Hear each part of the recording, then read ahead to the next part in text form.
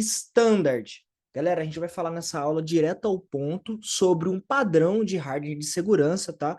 Essa seria uma aula voltada para a parte de Blue Team. Então, vamos lá. Quem sou eu, né? Isso aí eu já tenho que... Posso até pular, vocês já sabem. Conteúdo a gente vai falar um pouco dos conceitos de hardening. Hardening para rede, que a gente vai falar de switch e firewall. Hardening de sistema operacional Linux e Windows. E a gente vai falar um pouquinho da parte de cloud também, tá? Vamos lá. O que é o hardening? A técnica de hardening ela é elaborada e tratada para que se obtenha um aumento significativo na segurança dos servidores. Isso permite que alcançar níveis de segurança mais altos, com desempenho constante do ponto de vista de confiabilidade do sistema. Bom, isso nada mais é do que a gente fala de endurecer o sistema, tá? O que é endurecer? Você fazer os refinamentos ali, você fazer os ajustes finos. Tudo dá para fazer ajuste fino, tudo. Seja o seu antivírus, seja o seu sistema operacional, seja a sua aplicação web, tudo na área de informática, na área de computação, digamos assim, dá para você fazer ajuste fino, dá para você fazer o hardening, até lá embananei no hardening, que é você fazer esse endurecimento, você deixar mais rígido, mais compliance, mais seguro. Mesmo que às vezes a gente compre uma solução, compre um firewall de ponta, compre alguma coisa que ela já é para ser ajustada, ainda dá para fazer o ajuste para o seu cenário. Isso é bem importante. Porém, também é importante a gente mencionar que existe alguns padrões que dá para seguir. Dentre eles, o CIS, que eu vou falar. Vocês entrem, coloca CIS, benchmark, é C de casa, I de igreja, S de sapo. Você consegue até próprio, dentro de algumas clouds, eu me lembro do Azure, do Azure, você consegue montar uma máquina virtual lá, já pagando um valorzinho lá, cents de dólar por mês, ela estando ligada, lógico, consumo, que ela já vem hardenizada, ou seja, ela já vem configurada com os ajustes de segurança. Isso é muito bacana, tá? Te poupa um certo tempo. E aqui alguns conceitos, tá? Vocês sabem que eu gosto de... Os vídeos são sempre voltados um pouco para a parte também acadêmica, né? Então eu gosto de citar de onde veio, etc, né? Segundo Domingos, o hardening são ajustes finos efetuados no sistema após uma instalação. Segundo Rodrigues, o conceito de hardening caracteriza-se por medidas e ações que visam proteger um determinado sistema de invasores. E Hessel, hardening é o processo de proteger um sistema contra ameaças desconhecidas ou conhecidas também, tá? Os administradores de sistemas devem endurecer uma instalação contra o que eles acham que poderia ser uma ameaça. E é lógico que tudo que a gente for falar de hardening, de endurecimento, eu fiz até assim, eu utilizo o hardening no meu dia a dia. Eu já mexo, já faço hardening já há alguns anos, principalmente na parte de sistemas Windows, tá? Que é as configurações de GPO, você mexer ele, modificar algumas coisas no Windows para deixar ele um pouco mais robusto, tá? Salvo engano aí, se engana quem acha que o Windows é uma porta aberta. Eu desafio a galera aí, você pegar um ambiente que está 100% atualizado, é difícil manter 100% atualizado, lógico, mas que está em compliance com o Windows, as últimas versões de Windows, Windows Server 2019, 2016 para cima, Windows 10 para cima, atualizadinho com um Defender, se ele não fica tão seguro quanto o Linux, tá? Então tudo depende da configuração, galera, tudo depende desse hardening. É lógico que você tem uma brecha um pouco maior com a questão do Windows, né? O Windows ele é mais visado para ataque, mas se você deixar ele bem configurado, você consegue deixar um ambiente bem seguro, tá bom? Na questão de Linux, eu fiz uma pós-graduação minha de redes, no qual o tema todo foi hardening em sistemas operacionais Linux. Eu também tenho a base de Linux e também tenho um pouquinho aí digamos assim, calo também para falar da parte de Linux. Bom, alguns dos conceitos de hardening a tríplice de segurança, confidencialidade, garantir que a informação só será lida pelo destinatário, ou seja, vem de confidencial, garantir que a informação seja aberta só para aquela pessoa que ela deve ser acessada. Integridade vem de não ser modificada, não ser mudada, ou seja, está íntegro a informação. E disponibilidade, garantir que a informação esteja disponível, ou seja, online a qualquer momento.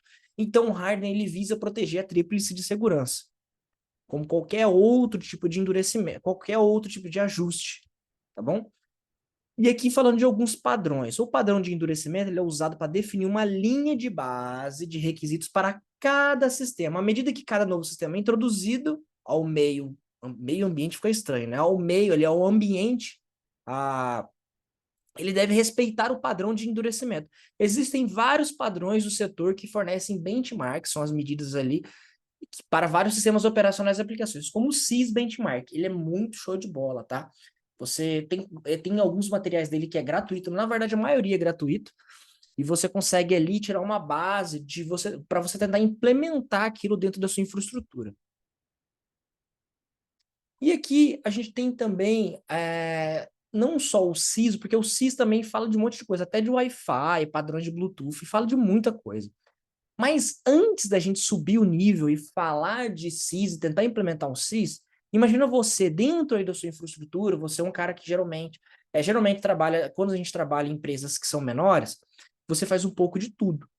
Então imagina você, aí o cara que está me ouvindo, que é de uma empresa menor, você é o sysadmin, ou você controla aí a parte de segurança, a parte de infra, fala com dev, né?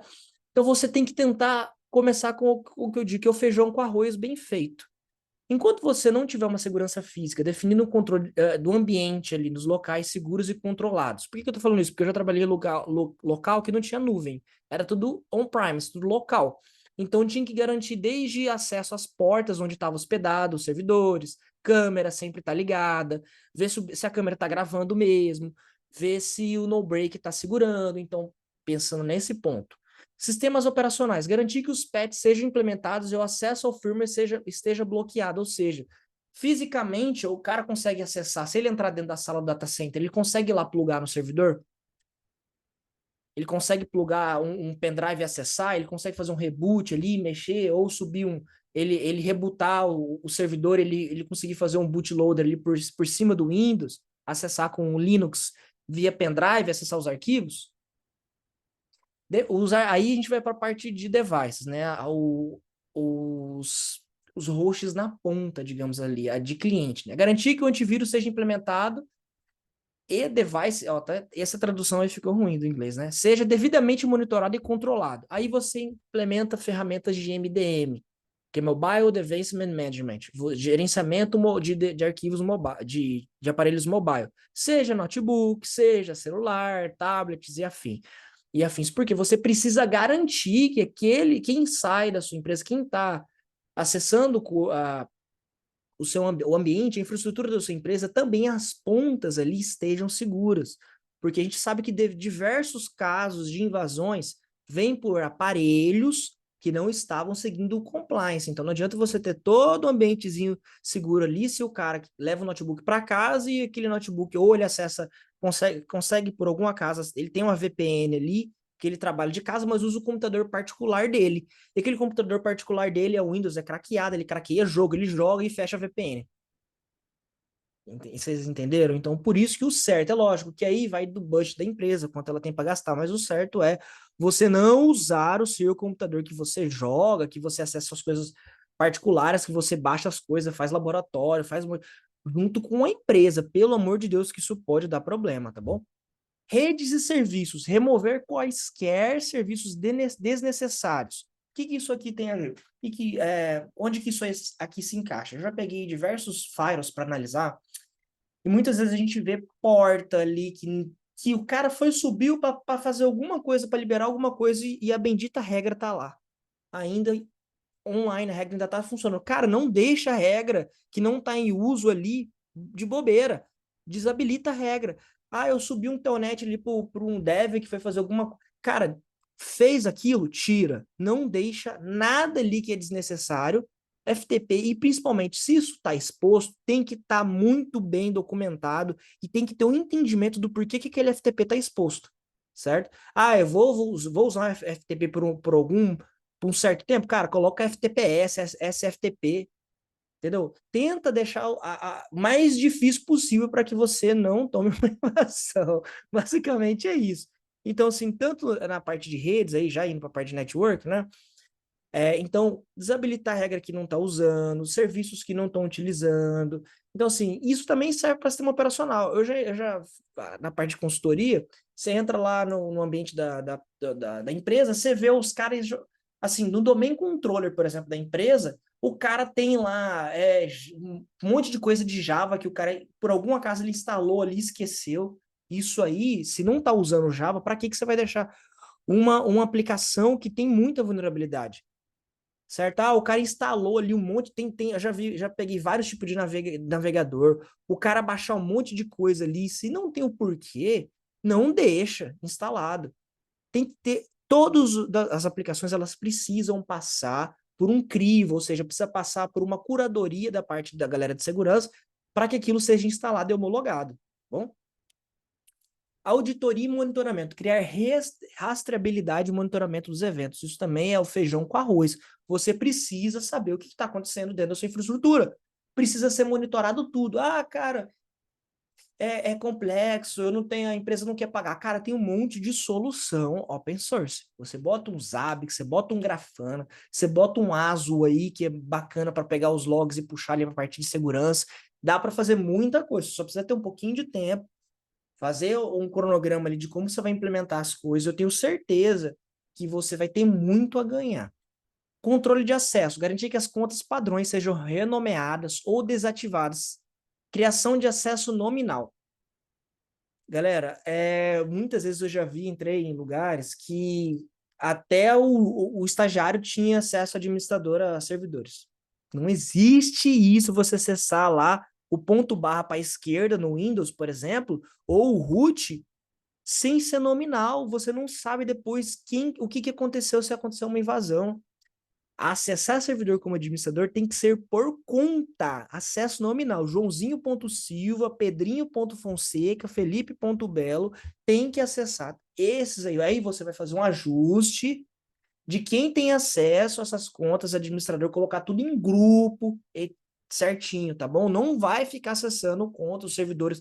Não só servidor que eu tô falando, tá? Tô falando das contas locais de estação, eu tô falando dos suítes, tô falando de principalmente Fire e afins, tá? Isso aí também é feijão com arroz.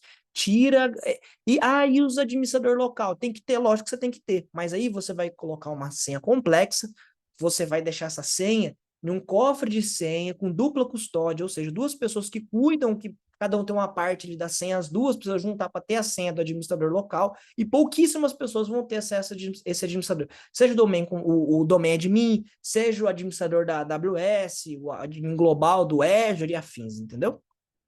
Criptografia de dados. Criptografar os dados em repouso em trânsito. Em trânsito, a gente sabe que é usar o SSL, HTTPS, e todos os SSLs, o Security Layer Socket lá da vida, para você poder criptografar tudo, mesmo que aplicação local, às vezes eu já peguei dev que sobe aplicação local, ela está em HTTP. Cara, se o lugar internamente sofreu uma invasão ou passar por um pentest, vão pegar o usuário e senha de todo mundo, se não tiver criptografado. E criptografar em repouso você precisa criptografar os discos. Para a estação de trabalho, recomenda-se você usar, se for o Windows BitLocker. Linux tem outras soluções aí, VeraCrypt, Lux, algumas versões do Lux aí, afins, né? Também não é muito minha praia a criptografia para Linux, mas tem algumas coisas que dá para fazer também.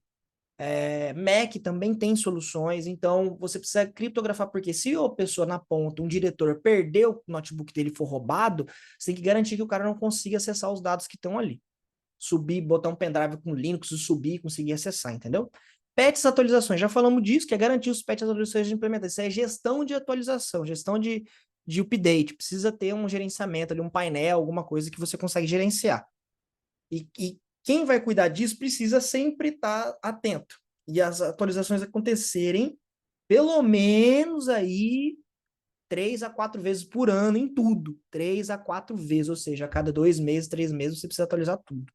Backup do sistema. Garantir que os backups sejam configurados e testados corretamente. Não só fazer o backup sem testar, beleza? Agora a gente vai para a parte de hardening em switch. Desativar portas de rede não utilizadas. Eu coloquei switch porque eu já fiz isso também, tá? O switch vem com alguns serviços padrões que talvez não sejam utilizados. Dê preferência a acessar o equipamento através de um meio seguro encriptado. Por exemplo, SSH. Tira, pelo amor de Deus, o telnet. Portas de usuários ou acesso devem ser comando switch port access na interface, ou seja, o cara não consegue lá plugar, fazer qualquer besteira no switch. Desabilitar serviço de acesso inseguro, que eu falei, né, o telnet, etc, HTTP, TP. Backup e configuração, precisa ter backup do switch, tá? Ele não é imortal. Ele, um switchzão brabo da Cisco, cara, queima. Tá? Você perde configuração, o negócio acontece alguma coisa, um reboot lá, ele zera a configuração. Então, tem que ter backup até do switch, tá? Configure uma política de complexidade de senha. Maiúscula, minúscula, controle isso. Não tem dinheiro para comprar um LastPass, não tem dinheiro para comprar um Bitwarden, um Kaspersky, manager de senha. Cara, tem solução open, tá? Tem solução open. Hardening Firewall. Mantenha um timeout de curta duração para os logins, ou seja, já peguei Firewall que o cara passava o fim de semana lá, quando eu fui dando manutenção, fui ver, tava lá logado ainda, não derrubou. Olha que loucura isso. Tem que cair timeout sim de sessão. Restringir logins de hosts confiáveis. Ou seja, você tem que colocar, o que é isso aqui? Se você tomar uma invasão, você garante que dentro daquela faixa de rede, você pode colocar GeoIP e etc., limita os endereços que podem acessar os firewalls, ou seja, um cara lá de Israel invade sua empresa e o IP dele não vai conseguir entrar, logar no firewall, mesmo que ele tenha o admin, entendeu? Porque tá pegando IP de lá. Então você vai restringir login os logins via tem N formas, vai depender do firewall que você tem, tá? Mas os hosts confiáveis, se você acessa tudo por VPN, cara, coloca os IPs da VPN, coloca os IPs externos, usa as faixas de IP que é utilizado, todos os IPs confiáveis que você acredita que as pessoas que trabalham para você, os sysadmins, etc, vão acessar, tá bom? Ou coloca o GeoIP também para assim, caso não tenha esse número, coloca o GeoIP, por exemplo, Brasil e etc, você já bloqueia bastante coisa. Configurar auditoria e registro, você precisa configurar, não precisa nem falar que isso é óbvio, né? Auditoria e registro de tudo que acessa do firewall. Exporta isso para qualquer tipo de armazenamento de log que você tiver. Exporta esse cara para um banco de logs aí. Hardening Linux. Atualizar o patch de segurança. Linux. Tem gente que ainda está em 2003. Acha que Linux não precisa atualizar. Galera, vocês precisam atualizar. Problema de exploit local e remoto é presente até virem... Assim, se vocês olharem lá eu esqueci o nome do site, que ele parece todas as VULs. Esqueci, não lembro se era do nicho lá, não lembro. Que aparece os top sistemas operacionais dos 10 anos, do ano, dos 6 meses com mais vulnerabilidade. Linux sempre tá lá, tá? Ubuntu aí, alguns Debian, CentOS, sempre aparece. Tem uns com menos, CentOS tem menos. Mas Debian tem bastante. Então, assim, ele tá ali junto com o Windows também com questão de vulnerabilidade. Então, a galera acha que tá blindado, mas não é bem assim. Desabilitar login remoto de superusuário. Desabilitar ali o rootzinho remoto, né? O cara precisa logar, depois ele escala privilégio, etc, né? Dificulta futuras auditorias a fim de detectar quem realizou qualquer tarefa no sistema. Utilizar servidores de DNS confiável. Você mudar dentro do Linux e colocar, se você tiver um DNS local, que depois daquele DNS local você comprou um DNS em alguma cloud, seja Cloudflare, etc., você precisa fazer esses caras aqui terem comunicação, mas só eles, beleza? Vocês estão vendo que eu estou falando rápido, né? É porque é para dar tempo. Utilizar algum meio de autenticação no Linux também. Você pode utilizar o AD. Configurar o syslog, como eu tinha dito, né? Incluir informações de autenticação, isso é importante também. E timeout sessão, né? A sessão ali tá ociosa, você, pum, cortar a sessão também. Nosso lindo pinguinzinho, vivo Linux. Hardening em Windows. Esse cara aqui, você tem um sistema operacional que tem que ter hardening em Windows, né?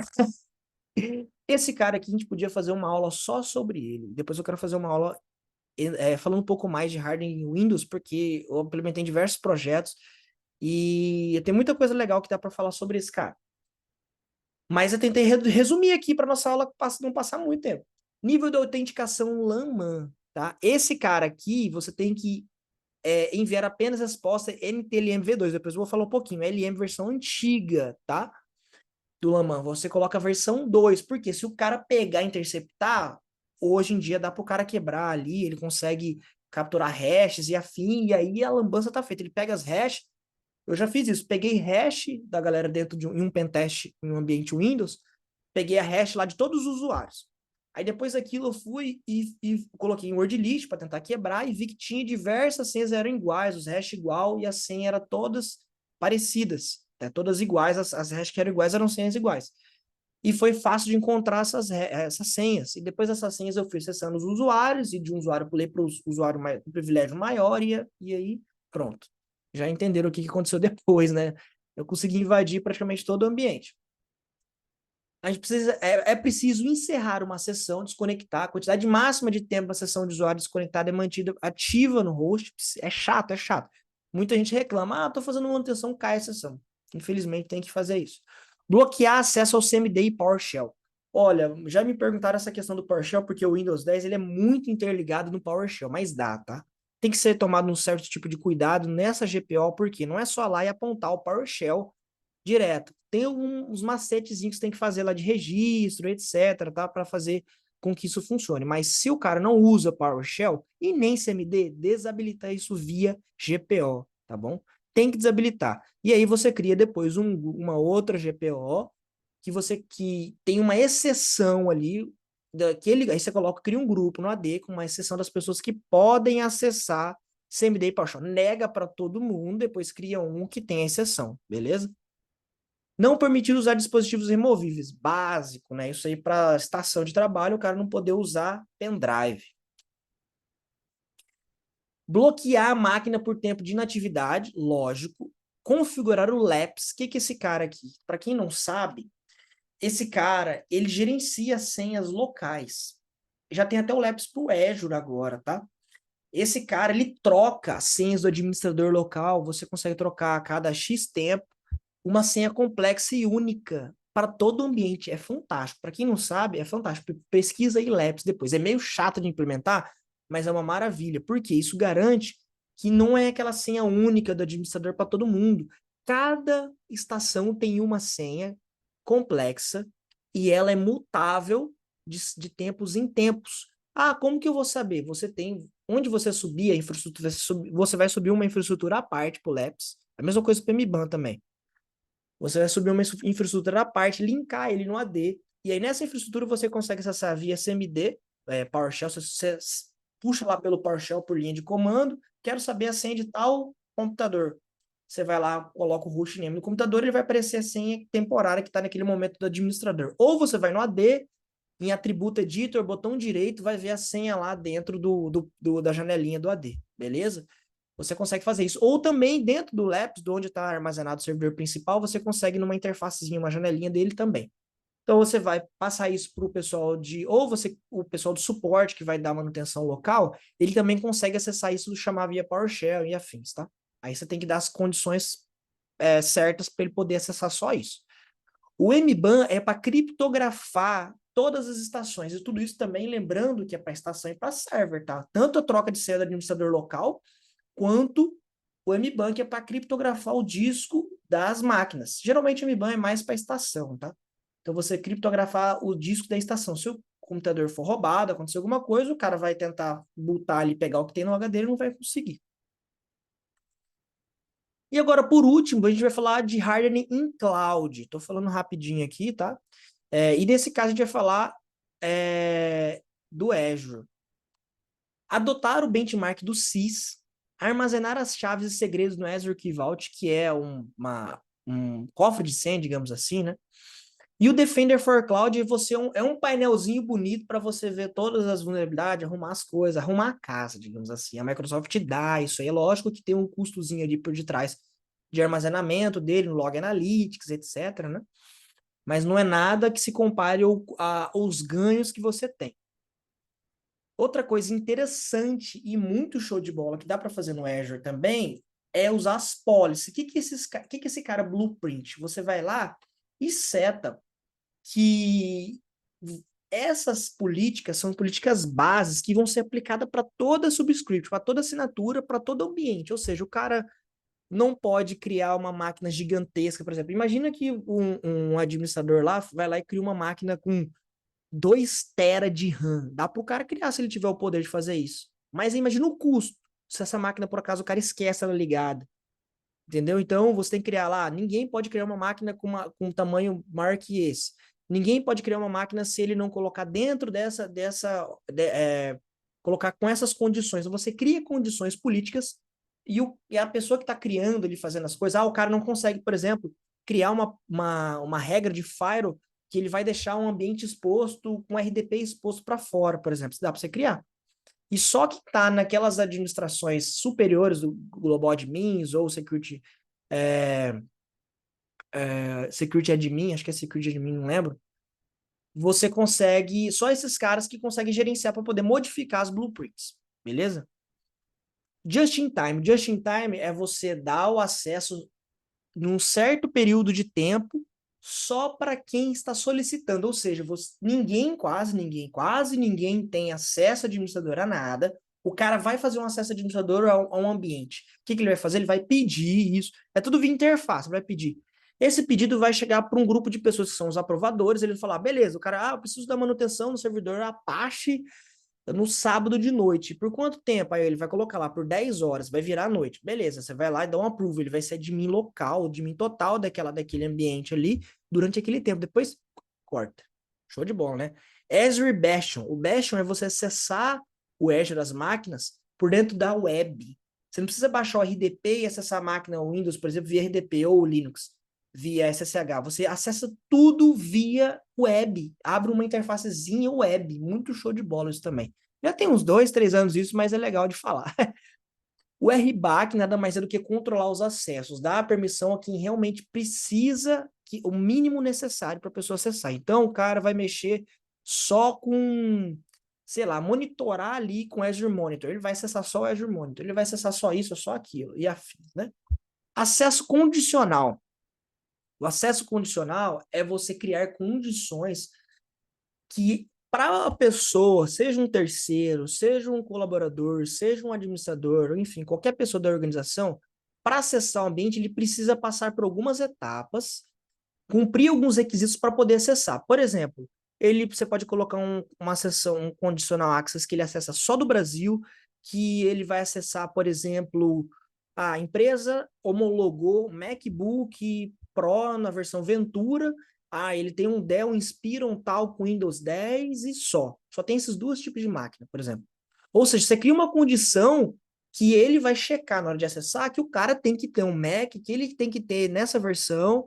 Ou seja, é isso aqui. Qualquer outro tipo de notebook ou de qualquer sistema operacional fora disso, ele não vai conseguir acessar. Vocês entenderam que legal? Dá para ser, lógico que dá para ser mais granular, mas isso é o básico. Você cria geolocalização, você cria que ele está só com esse, que ele precisa, por exemplo, tá com compliance, os computadores têm que estar em compliance, ou seja, antivírus rodando e afins. Então você cria um monte de coisa para que ele consiga logar no ambiente. Entendeu? Tem até questão assim, se o cara fez o que a gente chama de viagem impossível, o cara tá no Rio de Janeiro, de repente, deu 30 minutos depois, ele tá em Manaus. Opa, vai pedir autenticação de novo, porque isso é considerado, como que o cara tá aqui e acessou lá? Ele pode ter perdido a conta, alguém de Manaus tá tentando acessar, entendeu? Que isso não seria impossível o cara em 30 minutos estar lá. Então, o Azure também tem isso dentro do Conditional Access. E isso também serve para quem, se tiver aberto, exposto para o mundo inteiro, por exemplo, acessar, o que é errado. O cara está em outro país, de repente ele está em outro país em pouco tempo. Opa, isso é. E tem até alguns países que é classificado como risco mais alto também. Beleza, galera? É isso. Obrigado por participarem dessa aula. Um pouquinho longa, mas dava para até o dobro, né? Tentei falar rápido. Valeu!